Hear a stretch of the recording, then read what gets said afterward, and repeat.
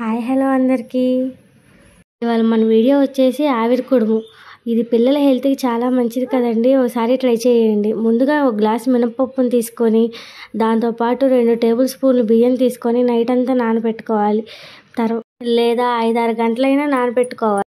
పప్పును పొద్దున్నే కొంచెం వాటర్ వేసుకొని కొంచెం బరకగా మిక్సీ వేసుకోవాలి. ఆ తర్వాత నా దగ్గర అయితే ఆవిరి కుడుము పాత్ర లేదండి, అందుకని నేను పాతకాలం స్టైల్లో ఇలా ట్రై చేస్తున్నాను. తీసుకొని ఆవిరికి సరిపడా వాటర్ పోసుకొని దానిపైన ఒక గుడ్డ తడుపుకొని వేసుకొని తెల్లదైతే బాగుంటుందండి, అంటకుండా ఉంటుంది. ఇప్పుడు ఆ గుడ్డ పైన మనం మిక్సీ పట్టుకున్న మిశ్రమాన్ని వేసి అటు ఇటు కొంచెం సర్దుకోవాలి. దీనిపై ఒక మూతను పెట్టి ఒక 15 to 20 మినిట్స్ పడుతుందండి ఉడకటానికి. ఉడికించుకొని ఉడికిందో లేదా చాక్తో గుచ్చి చూస్తే తెలిసిపోతుందండి.